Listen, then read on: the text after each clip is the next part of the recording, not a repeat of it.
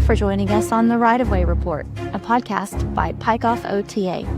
You can join us here every Monday morning at 10 a.m., where we will bring you updates on legislation, litigation, and landowner information.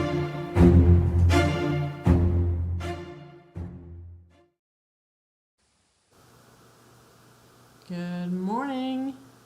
Good morning. How are you? I am doing great. How are you doing after your extended trip? Yes. Oh, it was fantastic. It went really fast. So we went back to the East Coast to visit family, and I slept a lot, which was nice. I didn't realize how tired I was. I've never slept past 6 a.m. Probably like 5:45 a.m. in like the last 10 years, and I think I slept till like 7:30 or 8 o'clock almost every day.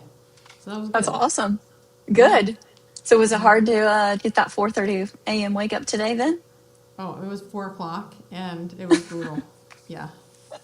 I actually kept waking up thinking I would miss my alarm, but then when it actually went off, I'm like, oh, okay. But I felt great after I went for a ride, so that was good. That is good. I felt like I hadn't ridden in 3 weeks, which was true. Don't take time off from exercising, because when you go back, it's brutal. Yes, it's very true. Yeah, 100%. We came from 75 degrees, no wind, no bugs, and blew into town, and it was 150,000 degrees and lots of mosquitoes. And it looks like the Norman got pretty hard with that wind last weekend. Yeah. So, yeah. Well, we have an exciting podcast for you today. We know we've been gone for 2 weeks, but we had a lot of things happen. And we asked Senator Mary Boren to come on and talk to us about the Oklahoma Highway Patrol and what they've been doing. I mean, I tried to go on vacation and forget about turnpikes for 2 weeks, but that didn't happen because the Oklahoma Highway Patrol stormed East Norman and bullied the surveyor's way onto land. And so we had to mess with that, and we wanted Senator Mary Boren to come on and talk to us about the turnpike fight, and then we have some other announcements after we're done with that. So, should we bring Mary on? Yeah. Hello, Senator Boren. Hello, can y'all hear me? We can. Okay, good. Well, good morning. I'm in Lexington, Kentucky right now at a Southern Legislative Conference. And so there's two big organizations that help legislators network and share ideas. The first is what's called CSG, the Council on State Governments. And they include a lot of state workers, like state governmental agency leaders, and also staff of legislators to participate. And then the other one is the National Conference of State Legislators, which we call it NCSL, and they meet next week. So I'm here, and CSG divides up into 4 different regions. We've got the South, the East, the Midwest, and the West. And Oklahoma is bundled with all the Southeast states, almost like the Southeast Conference of football. It's pretty much all those states. And so we come together and hear ideas about different things. And energy is obviously a big one. Ag is a big one. Medicaid is a big one. So each year I try to come out here and to learn from my colleagues from other states to see how that they're addressing issues that really impact Oklahoma. And so far, so good. The meetings have gone really well. And as you know, the turnpike stuff popped up again right as, we're preparing for how we would prefer to proactively deal with our summer. And we keep having to remind OTA and a state government about the constitutional rights of landowners. And that's kind of what I was doing over the last few days. I'm still in the middle of it. We've not finished yet. There's some work I need to do to tidy up some loose ends from our meetings over the last few days. Yeah, so like you explained to me when we talked a couple weeks ago that the OTA wants to have an MMA fight. every time they come to town and not follow any laws. And so I guess we talked about this on the podcast before, but there are trespassing statutes, Title 21, that say that the private property owner has a right to tell the surveyors and engineers not to come on. And then the Turnpike Authority always sends out their letter saying we're coming on, but they cite their statute, Title 69, which is a supplemental statute. And then the Oklahoma Highway Patrol thinks that they're following another part of the statute. And so there's all this confusion. Well, I wouldn't say confusion. I would say willful forgetting what the actual law is, in my opinion, but we'll have to adjudicate that in court probably. But Yeah, that's right. So there Yeah. is this battle of interpretations where the lawyers are all looking at statutes in the way that favors their client the most. And this happens all the time. It happens in business where the law is got some gray areas in it.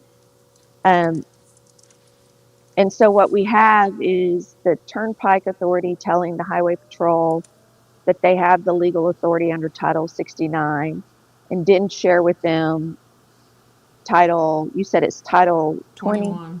Title 21, which is Mhm. 21 is higher up in the alphabet. So that's under the criminal code. And then Title 69, I guess, is over in transportation, or Yeah, is it that's right. under? Yeah. That's right. So Mhm. Title 69 is further down in the alphabet. That's under transportation. So then we always need to remember, y'all, that the Oklahoma Constitution has a constitutional provision for landowners and property owners. And so whenever you have a difference or a statutory conflict, you have to read those so where there's not a conflict and also consistent with the Constitution and what the Constitution protects.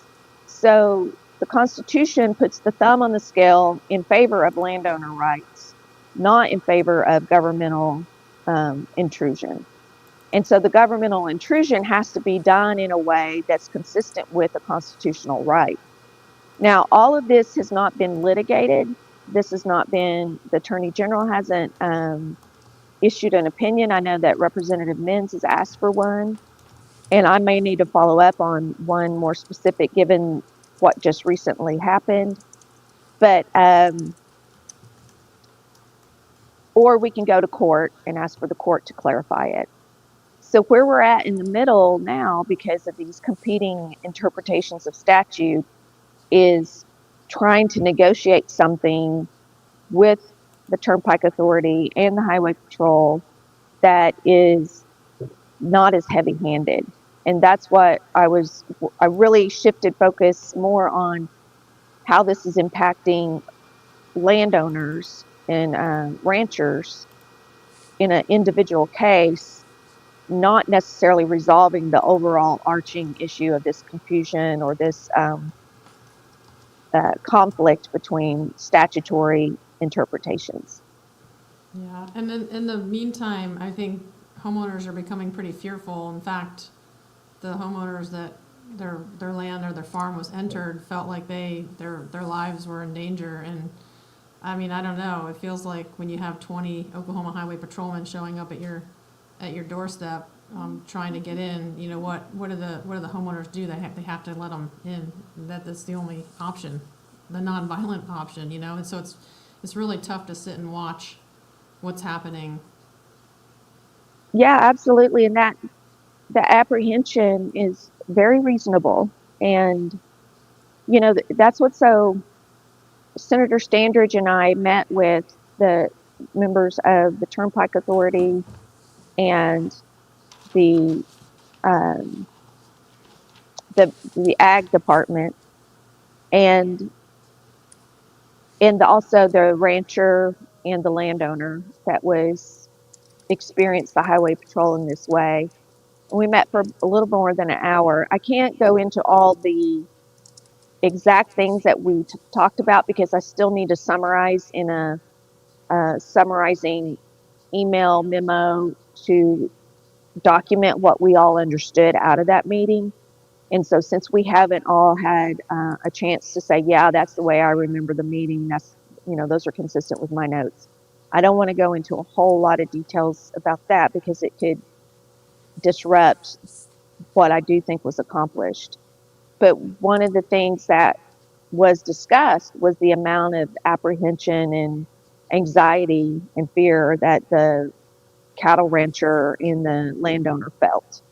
And I think that one thing that I really tried to express to the Turnpike Authority is that the cattle person and the landowner are law-abiding citizens. They respect law enforcement. The last thing they want to do is have to disrespect or stand up against law enforcement trying to keep people safe in our state.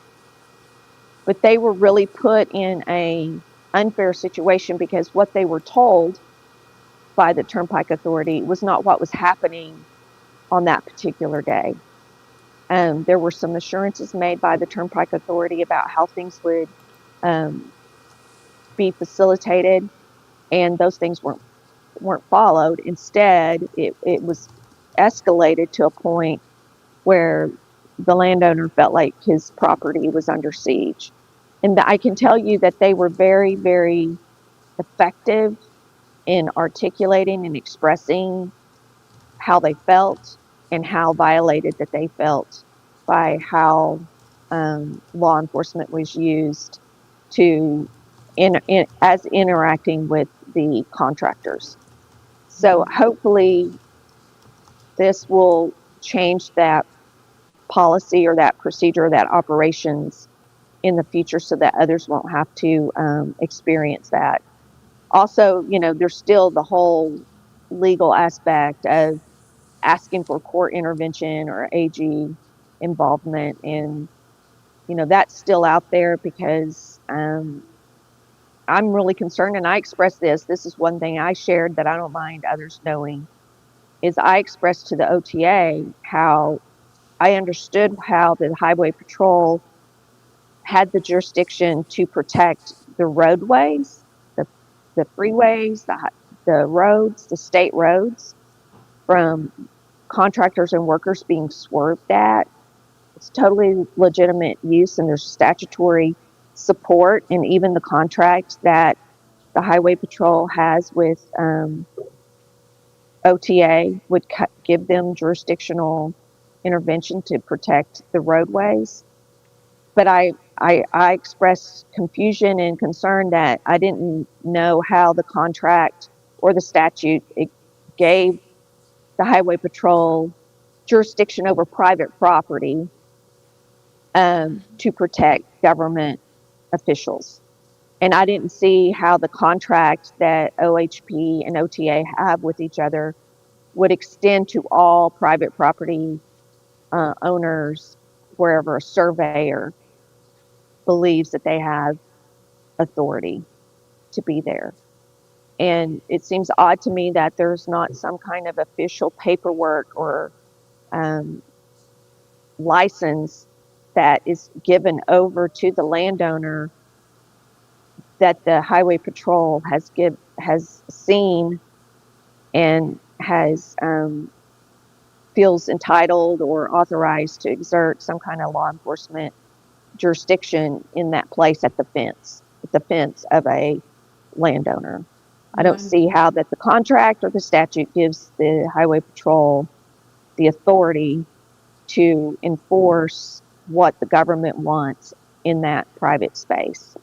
So that's still an unknown, and that's something that I'm still trying to, get a hold of. Either get a hold of the contract that is between the Highway Patrol and the Turnpike Authority, or to have their legal folks send to me why they think they have jurisdictional authority over that. Yeah, it's been, for 4.5 years, we've experienced the OHP, the Highway Patrol, as the security guards for the OTA. So like for the first meeting that we walked into, there was probably 25 Oklahoma Highway Patrolmen standing in Noble, and they're just intimidates the public, because we don't, who's our protection? And so then when you look in the statutes and you say, okay, well, the sheriff is the last line of protection. Well, our previous Cleveland County sheriff was fantastic in helping us. When we called, he came, Sheriff Almason, and then he got, I don't know, messed up with some kind of legal aspect and got kicked out or resigned. And now we have someone appointed who we all know was a former senator, and now his office says, well, they don't have jurisdiction. So it's like it's very, very frustrating from a citizen point of view to know, like, who do you call? We called Norman PD for those people, and Norman PD said they don't have jurisdiction. Then we called the sheriff, and they say they don't have jurisdiction. So they have the Oklahoma Highway Patrol muscle and firearms, and then who does a citizen have? And that's where we're really concerned about, that there's no accountability. It's like the government can come for you, and you have no, even if you're, like you said, a law-abiding citizen who've done nothing wrong, you have no way to protect yourself. Yeah. It feels like, Go ahead, Kelly. I was just going to say, it feels like a misuse of power. When I think of any law enforcement, I think of them as a neutral party that is supposed to be there to mediate the situation, to look at the facts on both sides and determine what the law says and who is in the right and who is in the wrong, and how the two parties should proceed. But that's not what happens in this situation. The OHP shows up on behalf of the Turnpike Authority and says, you will let them on your property. And that just feels wrong, because how is a citizen supposed to stand up for their rights and say, no, I think you need a court order to do this, or you need my permission to do this, when the legal authority that is there is telling the landowner that they're wrong? So anyway, it just feels like a misuse of power to me. I don't think that any state agency should be able to have the Highway Patrol or any other law enforcement, be their bodyguards and tell the citizens what to do, because we know as citizens that we have to do what the Highway Patrolman tells us to do, or we think we're supposed to, or the Norman Police Department, or the county sheriff. But if it were just an off-duty or third-party security guard, then I could see them hiring someone like that, because we don't necessarily have to do what they say. Those people would then be hired to specifically protect the Turnpike Authority or their surveyor or whatever. But we as citizens would still have our right to call law enforcement, and there wouldn't be this, well, no, this is the jurisdiction for this law agency, and this is the jurisdiction for that one. There would be none of that confusion. So I don't know, Well, perhaps moving forward, they could.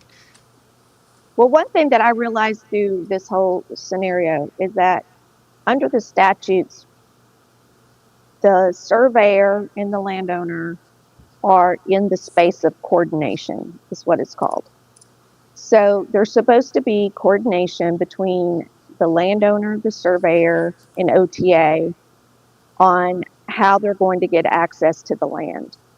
And in this particular instance, there were biohazard concerns by the rancher that the cattle needed to be protected from biohazards. And when we brought in the state vet, and Senator Standridge was good to bring in the state vet to have a conversation, biohazard protocols have different levels. They just have common everyday biohazard protocols, like washing down the trucks and putting booties on your boots so that you're not bringing things in onto a closed herd. And then there's more escalated biohazards. And in Oklahoma, our law is permissive with that. The law doesn't prohibit surveyors from using biohazard protections, but it also doesn't require it. But the state vet has a responsibility for protecting all livestock in the state and all agriculture protections in the state from being infected by invasive agents. So what we understand is that all of that was supposed to be coordinated between the landowner, the rancher, and OTA. And it's called coordination. So basically they reach an agreement on how logistically the land is to be accessed. And the landowner and the rancher both intended and wanted to allow access to the surveyors. That's where they started from. They just wanted to coordinate that access in a way that didn't compromise the livelihood of the rancher that has a very long lease on that land to run cattle. But that coordination obviously broke down when you have to have the highway patrol tell the surveyor to climb a fence. You're no longer in a mutual meeting of the minds or an agreement between the parties. At that point, it became the intimidation and force of law to leave coordination and to enter into a government overreaching into private property land. And that was, that was just a little bit of a timing. Obviously, you don't have a meeting of the minds if you're having to tell the surveyor, you have the authority of law to cross over into that fence. Now we're not in coordination. We're in disagreement. And the only reason why that happened was that the landowner didn't have a court order for protecting them from that government overreach. The landowner didn't think that they needed it because they think that they were operating under coordination and agreement. And then to come to find out, you're out there on the land in real time and you find out, oh, well, coordination isn't happening anymore. An agreement isn't being followed anymore. Now what we have is the law enforcement enforcing the desire of a hybrid government private entity to go over into private property rights. And the landowner didn't have the ability at that point to just, run off the land and go run to the courthouse and try to get an order. And so, unfortunately, the land was exposed to exposure that didn't take biohazard protocols. And the rancher was really in a position of having to make sure that the least amount of damage was done. So all of this could have been avoided. Unfortunately, the motive and the playbook of the Turnpike Authority has been to do the least amount, only what the law or the courts require them to do. And the more landowners try to coordinate to protect their cattle or their property interest, it seems to keep escalating things on the Turnpike Authority's side. And unfortunately, the Highway Patrol has been put in the position of the Highway Patrol has been put in the position of having, one-sided information from the Turnpike and is not situating itself to de-escalate these situations. And hopefully we can figure out a way to better equip them so that they won't be used in the way that they've been used. That's actually escalating things, and it's getting very frightening for me. And unfortunately, the landowner was doing most of the de-escalating. He knew what his rights were, and he could see that things were getting tense, and he chose to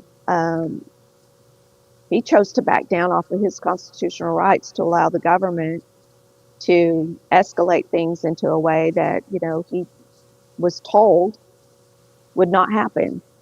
And so it's very fair for him to feel betrayed and to be very cautious now moving forward about whenever he's negotiating with OTA.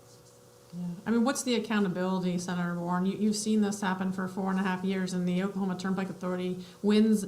So we take them to court, and we win in district court, and then the state Supreme Court overturns it every single time. And then they mess up the eminent domain process. They give one landowner $16 million for a piece of land, and the next guy that lives next to him $250,000, and they're colluding with the commissioners and all this stuff, and everybody that can do anything about it just whatever. And the citizens are like, I feel like they're on the edge of revolt. And when I say revolt, I mean, I hope it doesn't escalate much past, but there are some people that are just so upset with the government and that no one's doing anything. What can the citizens do besides continue to file lawsuits and do what we're doing by telling people what's going on and getting people together?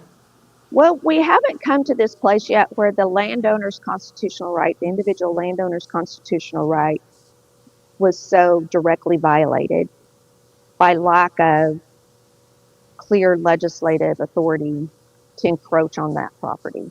We haven't faced this yet. So that's a whole different kind of legislative, legal court action in and of that moment. So we haven't faced that before. You also have to remember that this route has changed because of the Board of Reclamation saying, sorry, you can't do that. And the reason the Board of Reclamation was able to clarify that was because of advocacy and, looking at the law as it applies to those resources. And when you've had something that former Senator Gene Stipe established many years ago, back in the 50s or 40s, with very nefarious overall policy goals to give government very broad access to land and resources with unlimited debt through the bond process, where it's baked in that you can end up with, no bid contracts. What Cindy Bird brought out, she said, all of this is legal, but it is horrible. It's horribly legal because it violates the tenets of capitalism and and just how these no bid contracts mean that you can't keep prices down. That the whole idea of competition is that it keeps your prices down, and that you have these bid overruns. So what I want to say is that this system was built for lack of accountability. We shouldn't be surprised that Gene Stipe built something for lack of accountability.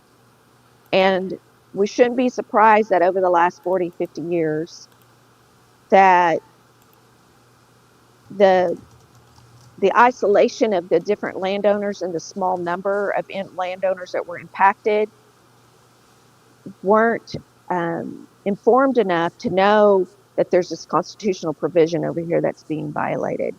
They also were very afraid that they wouldn't get a good price for their land, and so then they had to act in an intimidated place. So we shouldn't be surprised that this is happening because this system was built for this.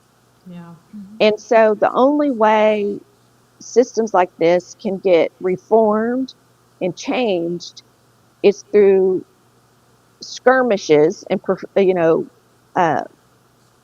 like I said, the MMA fight is like we get into the ring and we have these skirmishes and we have these battles.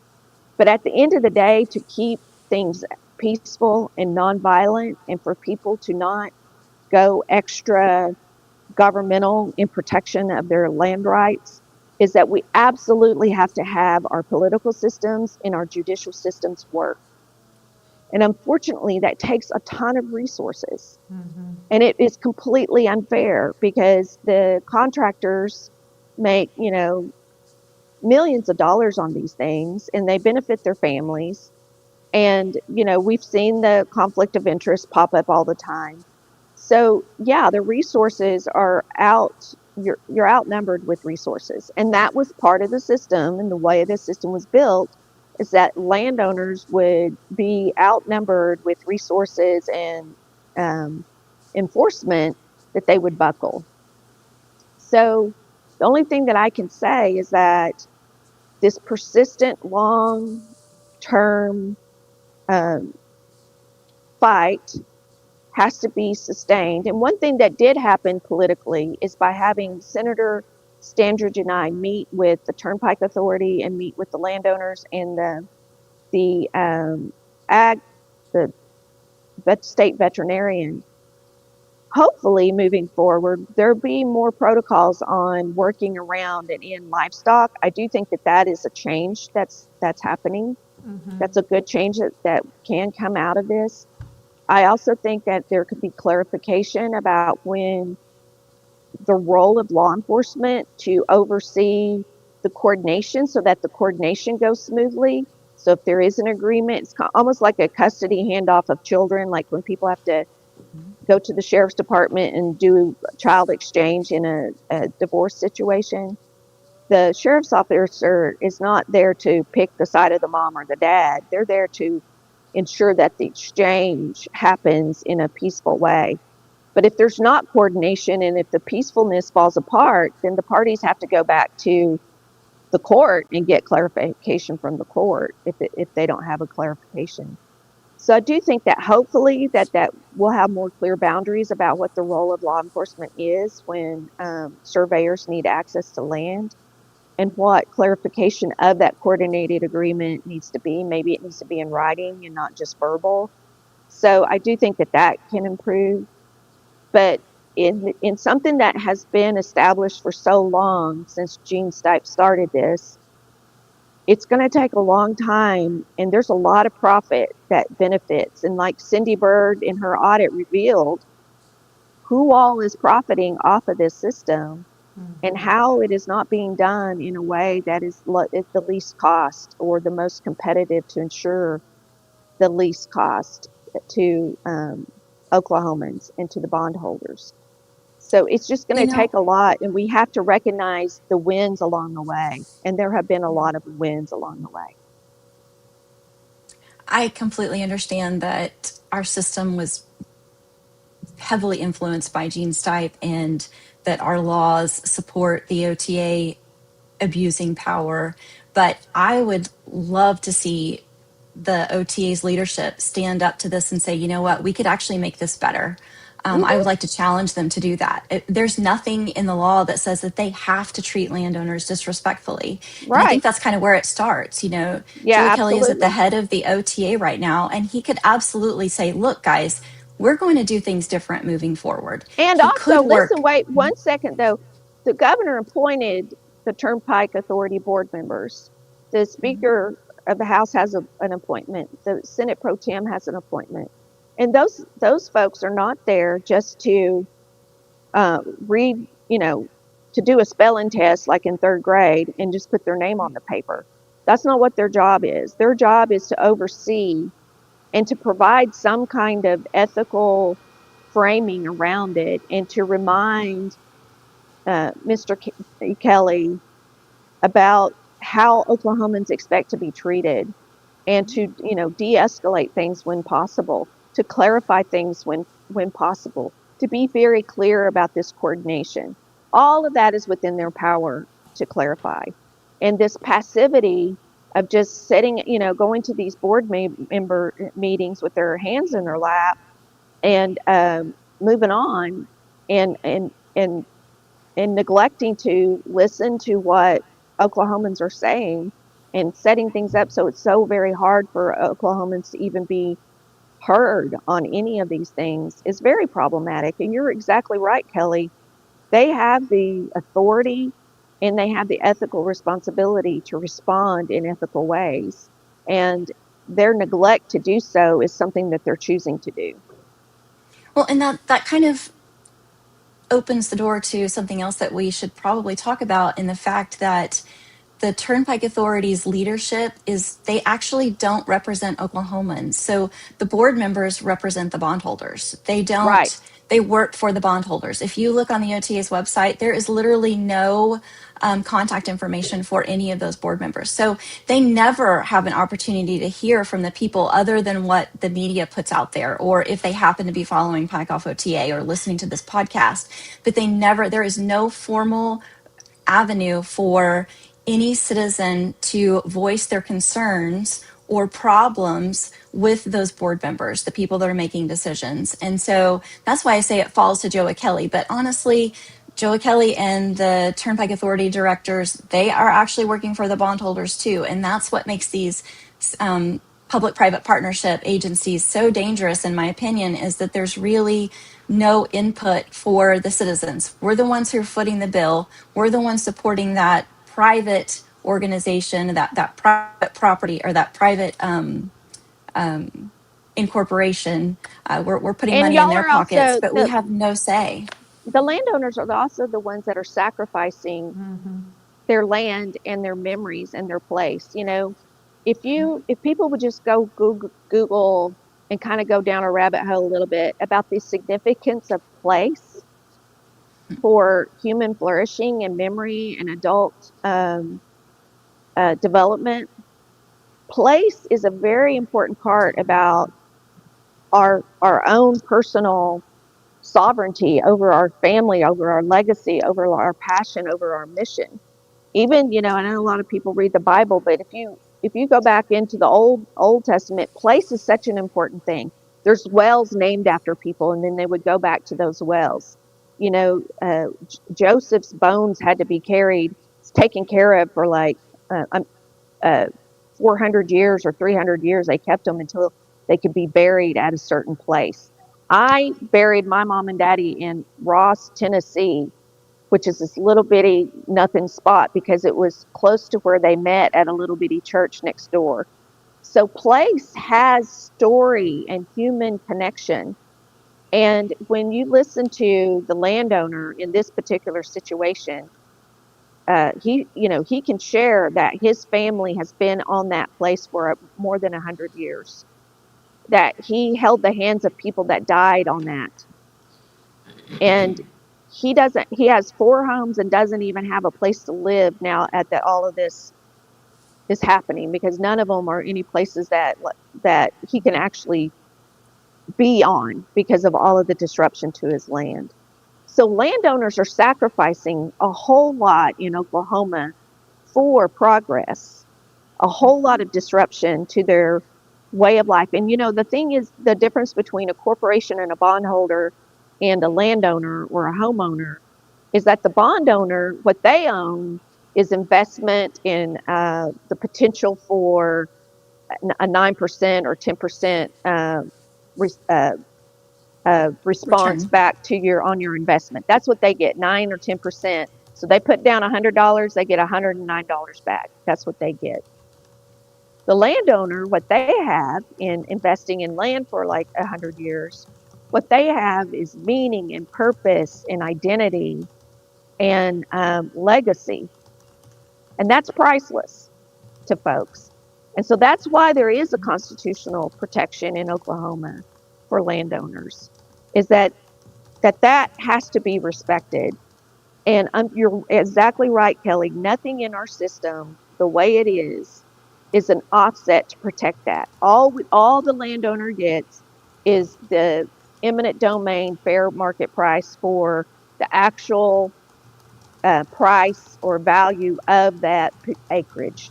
It doesn't put anything into consideration for the wholeness and the well-being of the landowner and their legacy and what they hoped for their future and for their family. And Kelly, I know that you're going through that right now, of all the dreams and hopes and aspirations that you had for the way that you wanted to be able to, use your land for your family. But those two values, that value is not valued very highly currently, and there's not really good offsets right now the way we have it now, and that definitely needs to be improved. Yeah, and you brought up a good point that the bondholders, so we're literally taking private property and we're giving the landowner, quote unquote, fair, just compensation, which is market value as of today. But what about that notion that our land is an investment? And why are we not able to see that investment grow over time? We're losing that return on our investment, right? And we're handing it over to a bondholder who is going to earn a return on what is supposed to be ours. And that's really hard for me to swallow, knowing that our landowners are only getting fair market value and somebody else is actually then going to make money off of what we give them. We should be the ones making money off of that. And everybody else that touches these projects makes money for it. So the contractors, they're all in it for money. The attorneys, they're all in it for money. The Turnpike Authority, they're all in it for money. The bondholders, in it for money. The only party to this whole project that is not in it for money is the landowner. And all we get is a sacrifice. Thank you for sacrificing your land, your home, where you raised your children, that determines where your children go to school and where you go to church and other family members who move to the area to be close to you. Sorry, you have to sacrifice all of that so that somebody else can save 5 minutes, or, you know, it just feels very thankless. And then there's no avenue for us to voice those concerns to the people that are making the decisions. And so it feels like an abuse of power with no voice. And that's not what we stand for here in America. Well, and Senator Bourne, when we tried for the last 4 years to make really good changes to our eminent domain laws, I mean, people think that Oklahoma is the reddest state in the U.S. and we should have the best private property rights. But you're at a conference, and I'm sure you're probably hearing that we don't even come close to having some of the best private property rights. And private property rights shouldn't even be political. It should be a human right to have private property rights. And the fact that I've had Oklahoman elected officials look at me and say, we are not going to hear that bill on eminent domain reform because the oil and gas industry doesn't want it, or because the transportation cartel doesn't want it. That is crazy to me. And even though when we show them the auditor's report that said it's up to the legislature to rein this rogue agency in, improving private property rights doesn't mean they can't build turnpikes. Right. It just means they have to treat the private property rights as they should. It's an inherent And have right. procedural due process. And that's the thing that's Yeah. really falling down, is that, you know, if you're going to use eminent domain and you are going to do a taking, there should be a lot of governmental or procedural hoops you have to jump through, like to show necessity, Correct. to show that look, the population as a whole is going to be detrimentally impacted unless we do this thing, unless we build these power lines, unless we build a road from here to there, that it's absolutely necessary, and that we're using the least amount of resources and the least amount of impact on the private. So yeah, when people say you're against progress, it's like, no, I'm not against progress. I'm just believe that if you're going to violate, if you're going to take away somebody's constitutional right, if the government is going to do that, the government has a burden to show that there is a necessity to do so. So if the government tells somebody, I'm sorry, you can't say that here, a First Amendment right, free speech or freedom of religion or freedom to assemble, the government has a burden that it has to show in order to encroach upon that constitutional right. And so that's the problem that we're having in Oklahoma, is that they think that they should be able to encroach on constitutional rights without meeting the governmental burden.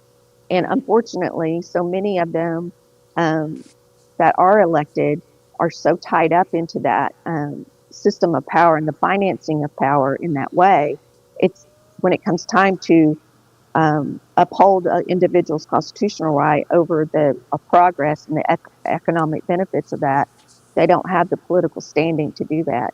But we have a new election coming up right now, and it's not really hard to figure out who is, going to be standing for guardrails against this overreach and this heavy-handedness that we've seen. We can tell whose temperament is more in line with that and whose temperament isn't. We can look at how their campaigns are financed. So there are clear decisions that can be made, and there are a lot of contested races on the House and the Senate, and we're not that many votes away from being able to have, different bills heard in committee and different decisions being made. So we do have a new opportunity this August and in November to get better politicians elected that will do a better balance between progress and constitutional rights of landowners. Yeah, we were pretty disappointed though in the primaries. So, I vote in the Republican primary, and I think only one grassroots candidate came out ahead. They're actually in the House District 36, I think. The sitting representative had dark money paying for TV ads. This is a job that pays $47,000. This guy is spending, or somebody is spending $250,000 a pop to get this guy back in. And, you know, he had a great grassroots competitor and she lost. And there's a lot of those. And, you know, I'm just so disappointed that all this big money and dark money is still, because the primaries are basically what calls the race in Oklahoma pretty much for a lot of them. So yeah, we have choices in August, but to be honest, most of the choices are between two dark money candidates on the Republican side anyway. So it's super difficult. Yeah. You know, I think it's kind of ironic, actually, that they say that we are against progress, but that's actually what we are advocating for. We are actually asking for things to change to make it better for the landowners. And it just is beyond my comprehension how every single time they roll out a new project, there is a massive uproar from the citizens. And there's so much pushback. And that should show our legislators and the OTA leadership that there are problems that need to be addressed. And that is actually what we're trying to do here. We are trying to get these laws amended and policies and procedures changed so that it works for everybody. And, you know, if you're going to have to do this, then at least do it right. Do it with some respect and, you know, fairly compensate the landowners. Do it without, you know, sacrificing or... Do it without making up traffic studies and making up environmental studies. How about that? How about we start with that? Do it with integrity. Do it with integrity. And then do it with integrity, yes. I mean, and respect. That's my frustration as a civil engineer. These roadways aren't even needed. They don't even do what they say they're going to do. And no one's out there proving to me that the traffic counts. Well, they actually did a traffic count on Indian Hills. And to justify a 6-lane road both ways, they say there's going to be 5,700 cars going east and west on Indian Hills. 5,700 cars can be handled on a 2-lane road. You don't need a 6-lane turnpike to carry that kind of traffic. And then, you know, trucks aren't using the north-south extension coming from Dallas. Please, I don't know. You've heard this, Senator Bourne, all the time, but that just from a engineering standpoint, it's terrible. And then when we try to, what Cindy Bird said for sure is that the engineering standards and the financial standards are legal but not ethical. And all we want to do is change the law so that we have something to stand on, that they have to do it the correct way. And we haven't had much success, and it's just, I don't know, you know, it's frustrating up there. When we have really good common sense laws, we take the best laws from across the state, Florida, Utah, Wyoming, they have fantastic private property rights with just compensation, with proving necessity, with, you know, anything that you can think about. They make it difficult for the agency to take your land, but they allow it to happen if the agency will do certain things, and still our leadership won't allow them to move through the system. One thing that I think, if voters could start seeing things not as left versus right, but up versus down, of consolidated power and wealth versus small businesses, small farms, individual landowners, just folks trying to live a 40-hour work week, you know, looking forward to a 2-week vacation, a long Thanksgiving break, a long Christmas break, reunions with their family.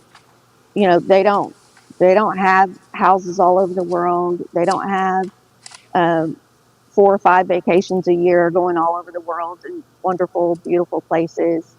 That the mom and pop out in just regular life that put in a 40-hour week or 60-hour week and pay their bills and have a legacy to show for it, so that, you know, when their family gathers around their grave or their funeral, that they shared a beautiful life, and then they pass that on to the next generation. It's that versus investors and corporations that believe that they can just go through areas and it's land run every day, that they can see on the horizon a spot of land or a spot of this or a spot of that would benefit them and profit them, and they can use government and the power access to government to go get what they want. And if people could see it, that that's the division that we have in Oklahoma and in America, and put aside the Democrat versus Republican, because there's Absolutely. Republicans and Democrats that are standing in line with landowners, That's right. and there are Democrats and Republicans that are standing in line with that corporate overreach. And you just have to be wise enough and discerning enough to be able to discern who's who. And a lot of times you could look about how many small donors do they have in their coffers. Like you can look and see how many $25 donors, how many $100 donors, how many max out donors do they have. And that pretty much gives you the recipe of like who's really going to be able to have the bandwidth to stand with landowners and individual and regular folks versus those that need to be used by very powerful and wealthy people to continue getting things the way that they want it. Absolutely. Absolutely. It's So a, just to yeah. go ahead, Amy. No, it's just the uniparty. I feel like it just, the people on both sides are good and people on both sides are bad. And in this one, in the comment, they said the voters in the state are on autopilot. Mm-hmm. They just either vote straight Republican or straight Democrat instead of picking the person in the position that could do the best job. And I think if we did more of that, Or we would also, get better like, just people. ask yourself, contextualize it, like center, let's say I'm going to center this year on if I were a landowner and I had 100-year, more than 100 years, my family has been on, more than 500 acres, and I was in that situation, how would I want government to respond to me? Put yourself in that situation. Don't be an autopilot. Put yourself in that situation that it may be me or somebody I love. And who do I trust with power more? An individual landowner or large corporations that have had political power in the state of Oklahoma since before statehood? Mm-hmm. So who do you trust with power? Individual landowners, people like Cindy Bird that are trying to say, hey, this cronyism has got to stop. It's costing us a lot of money. And I do think that because Cindy Bird won that treasurer's seat, I do think people are sophisticated enough to know is like who is standing with who. And if they would just do that and just look at each person on their ballot and consistently do that for 3 to 4 election cycles, we will see a difference in Oklahoma.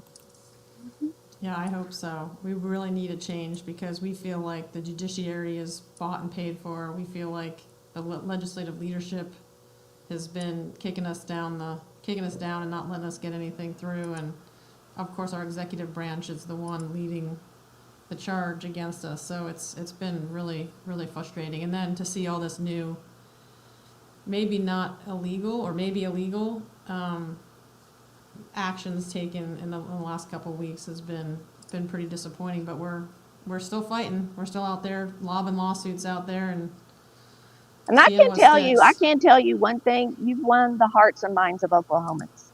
The hearts and minds of Oklahomans are with you. They really are. I hear it every day. And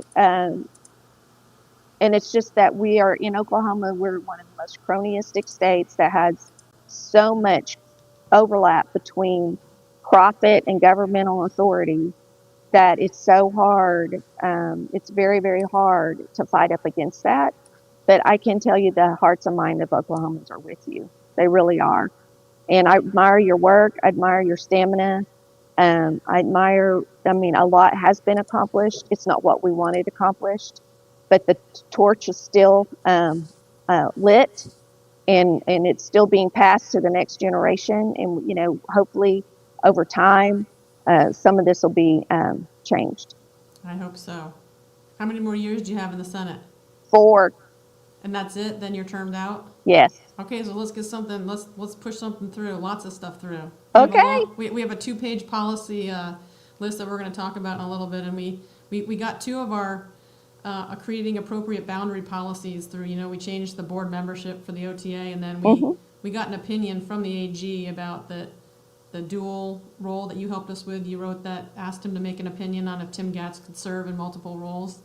The AG agreed with us, and then the district court guy agreed with us, and then the Supreme Court overturned us. But there's still a footnote there that we need to deal with. And, on that AG opinion, he didn't deal with the the trust agreement that said that 100% of your time has to be used. Mm-hmm. So that is still an opening that we could get clarification on from the AG. That's true. Yeah, I just read the opinion of the majority, the 7-2 split opinion from the state Supreme Court, and I'm going, wow, they can interpret law however they want to, I guess. So I didn't super agree with their reasoning, but then again, I'm not a lawyer, so I Yeah. don't know. Well, I like the dissent. I mean, the I like the dissent in dissent. that was very well written. And Correct. that, I think that showed a lot of truth in it. It showed a lot of intellectual independence. And so, that's the thing is sometimes we can't win the battles, but by being in the battle, maybe somebody can win it. It took Ireland 800 years to get their independence.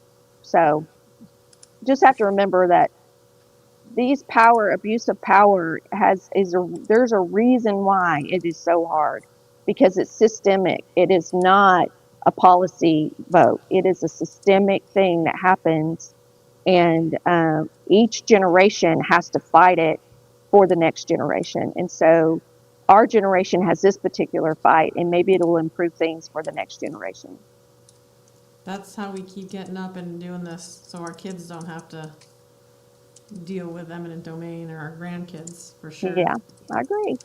And that's the kind of Oklahoma the next generation deserves.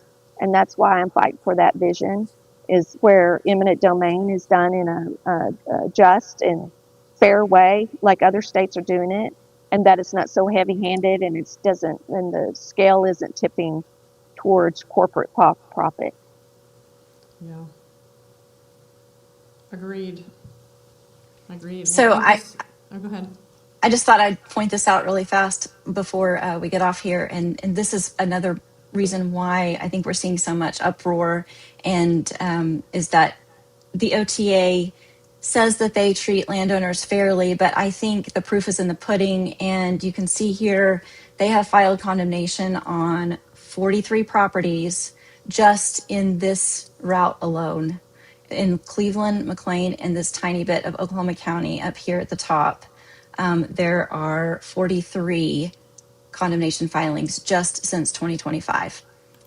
So that tells me that they're not offering fair settlements to our landowners, and people are not happy with what they're getting, because if they were, they would have settled before it got to condemnation. So that's proofs in the pudding, in my opinion. Comes out. Yeah, for sure. That's valid. Mm-hmm. Well, stay I away think from chiggers. I ended up getting in chiggers over 4th of July. And they're itchy. So itchy. I forgot. I felt like I was back at church camp again in Southwest Oklahoma. It was awful. So so anyway, that's my big warning, is that enjoy your land, but stay away from chiggers. Okay. Lots of deep. Well, thank you for joining us this morning. We really appreciate it. Well, and you're have fun. welcome, and y'all keep your chins up, and rest in between these battles, and know that you're not alone. You are not alone, and really take time to. I am so grateful that I got to meet y'all. If it weren't for this situation, I would not have got to know who Amy is. I wouldn't have got to know who Kelly is. I wouldn't have got to know your families. I wouldn't have gotten to know the bravery and the courage and the stamina and the integrity that you all have. So sometimes just fighting the battle gives people hope. It really does. That there is this unquenched dignity and fierceness that we can have for each other. And sometimes we need to see that in each other, and things can get so automatic, like you said, and so routine, that we forget that there is something good to fight for in our world. And y'all are showing, all of us, that you've brought together wonderful parts. You've brought together bipartisan accountability. You have allowed Democrats and Republicans to work together to try to hold government accountable. And this fight has really benefited so many people's lives. And I'm just really honored to know y'all and to know those that are in this fight with us. Thank you. You're Yes, welcome. thank you. Thank you for all that you've done for us too. Yeah. You're welcome. Hang in Have, there. have Y'all fun take care. have fun in that conference. I will. Yeah. Yeah. Okay. Take Bye. care. Bye bye. Bye.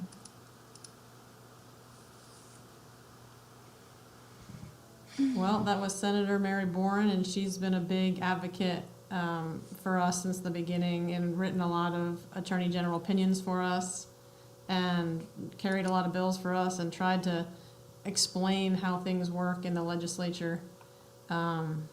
It's a hard place to manage unless you have inside information, and she's been really, really helpful.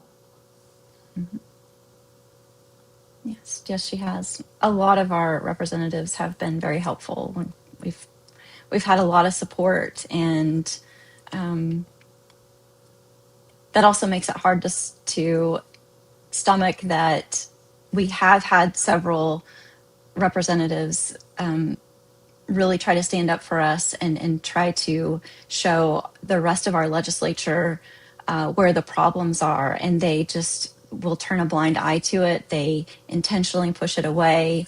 They won't listen to that feedback from them either, and it's just really hard sometimes. Yeah, for sure. Well, what do we want to do? Do we want to? We're at an hour.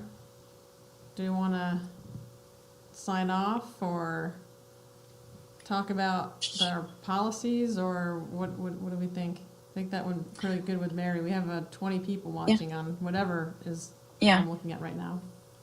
Well, I do have a tiny bit for landowners. I would just say that I have spoken with some representatives at the OTA, and they had told me a few months back that their policy with these surveyors is that they are supposed to coordinate with the landowner before they show up at your property, that the landowner is supposed to know they're coming. The first thing they're supposed to do when they get there, anybody that is representing the OTA, the first thing they're supposed to do when they arrive on your property is to go to the door, show you their business card, leave it with you, tell you who they are and what they're there for. But that doesn't seem to be happening. So perhaps maybe our landowners, when this isn't happening, maybe you should call the OTA and just voice those concerns and say, hey, look, it's my understanding this is your policy and procedure and you're not following it. Just wanted to let you know that so-and-so showed up at my property. Of course, you probably don't know who they are because they didn't give you your business card, but they're also supposed to have magnets on their vehicles that identify them as being associated with the Oklahoma Turnpike Authority. In all the videos that I've seen on the Facebook groups, it doesn't appear as though any of these vehicles are marked with anything identifying them as being with the Turnpike Authority. So there's just a lot of miscommunication there, and I'm not really sure how we hold them accountable. Hopefully, Senator Boren and maybe some of our other representatives can also be in touch again with the OTA and ask them why they're not following their own policies that they put in place.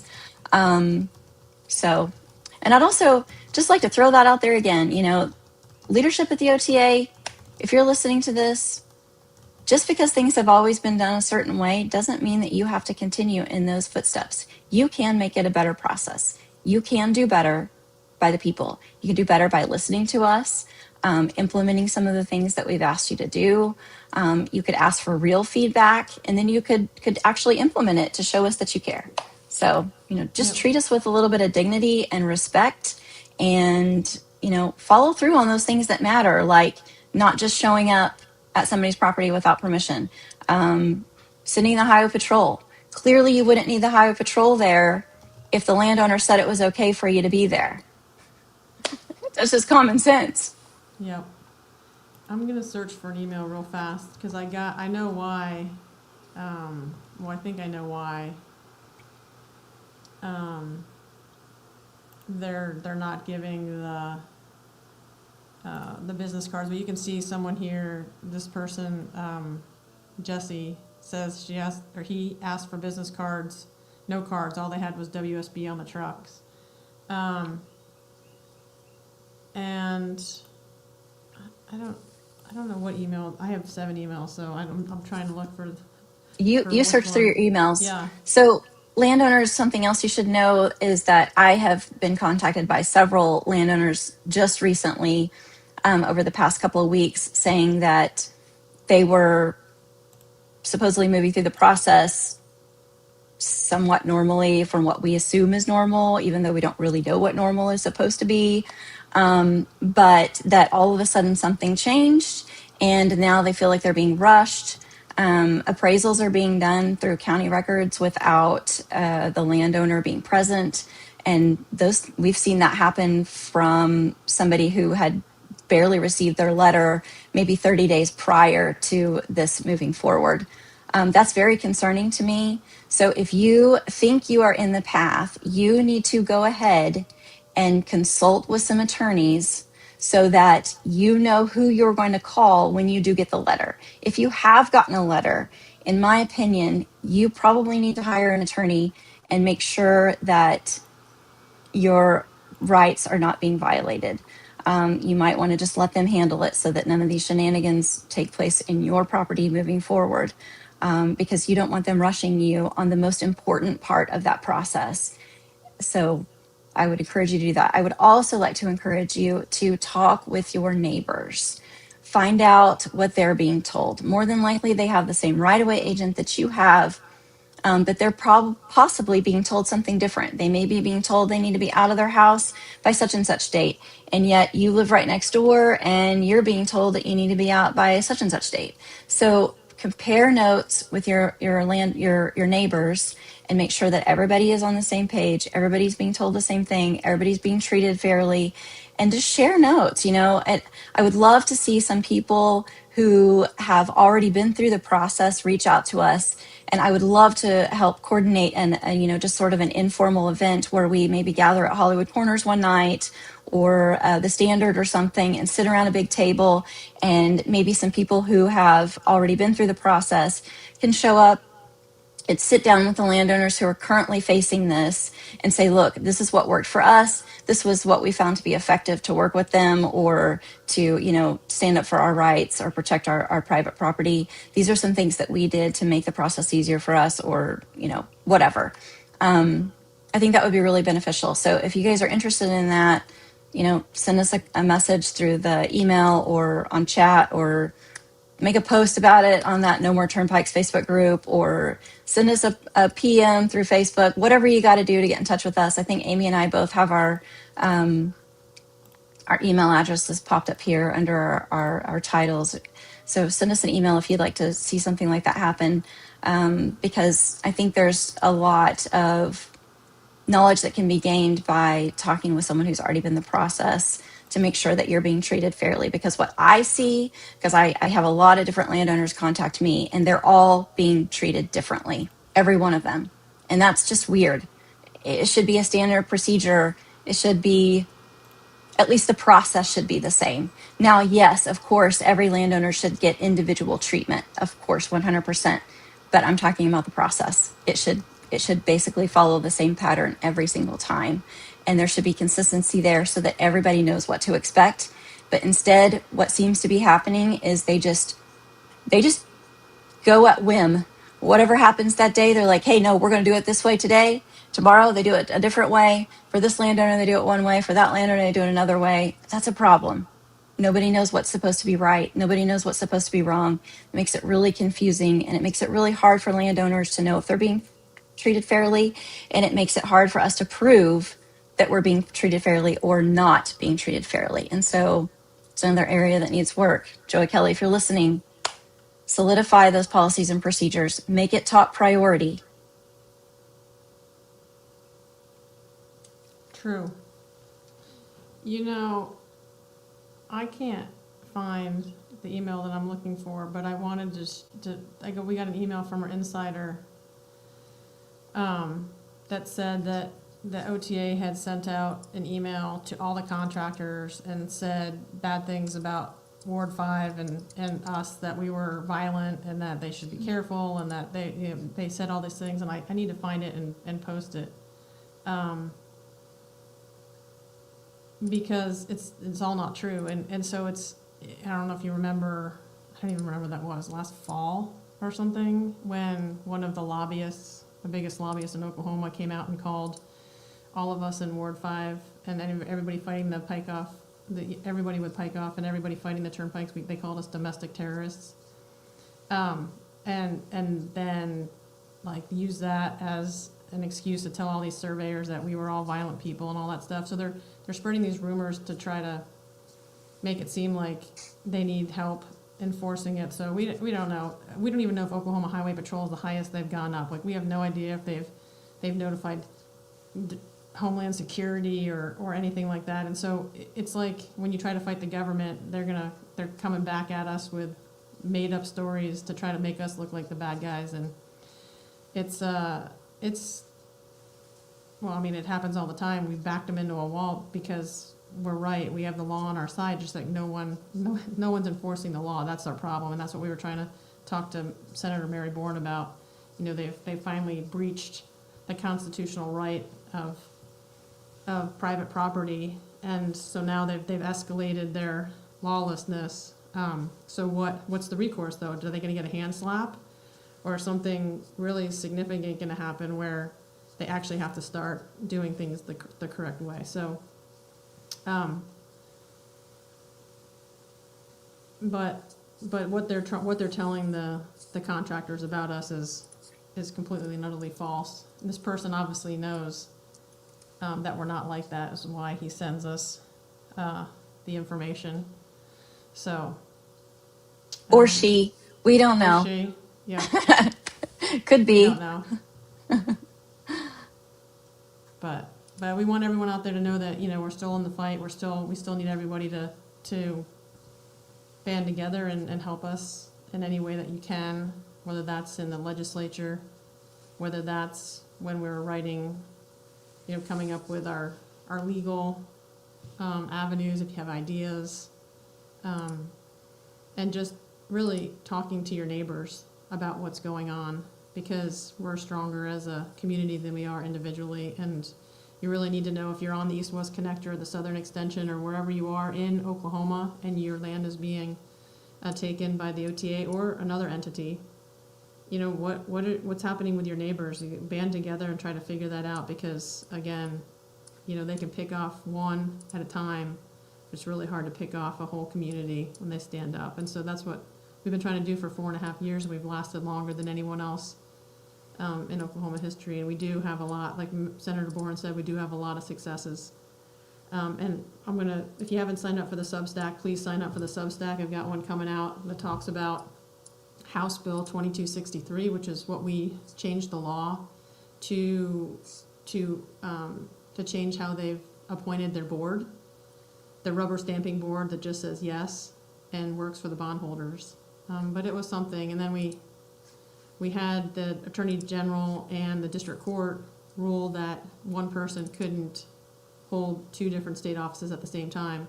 Then the Supreme Court overruled it, but I want to talk a little bit about that, because you can see the pattern of what's occurring at our state level, our state judiciary, and why it's so important to vote do not retain on all Supreme Court justices, unless you know that they voted for you, unless you know that they've, you know, actually intellectually, honestly adjudicated the law.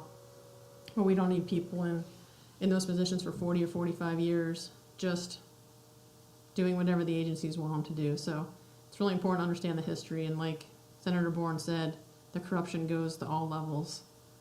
It's not just our state. I'm from the land before time in Pennsylvania, which has worse roads than Oklahoma, if you can imagine that, and also some serious corruption. In fact, we'll talk about that in another podcast. Supreme Court proven corruption with the Pennsylvania Turnpike, which now costs $120-something to go from Philly to Pittsburgh. So way more expensive than Oklahoma Turnpike right now, but with all these bonds, if they get over $15 billion in bonds, I think the toll rates will go up.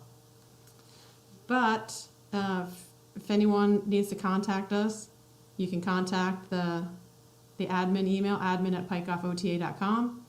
Check out our documentary. If you have not seen our documentary yet, it's amazing. I'm going to post the link for you, so you can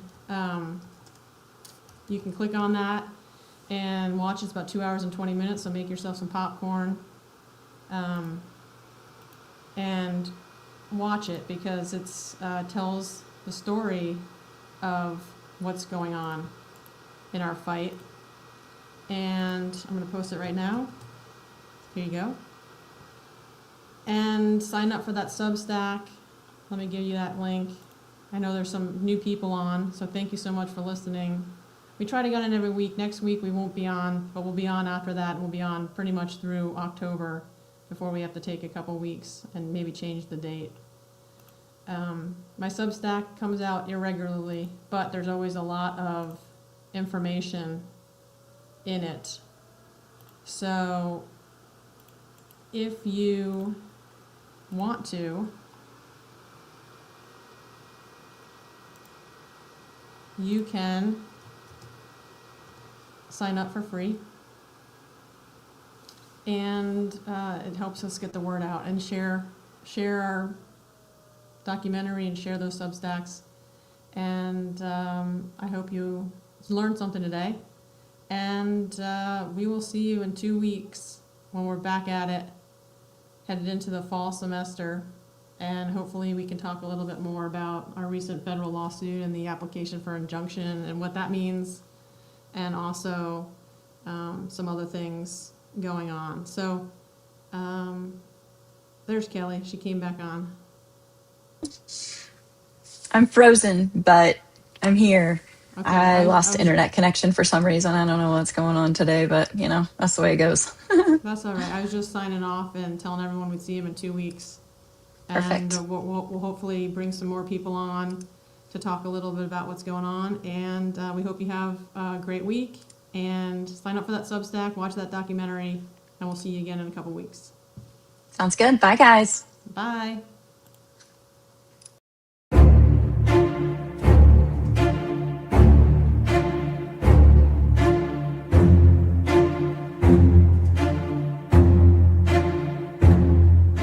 Thank you for joining us on the Right of Way Report, a podcast by Pike-Off OTA. You can join us here every Monday morning at 10 a.m., where we will bring you updates on legislation, litigation, and landowner information.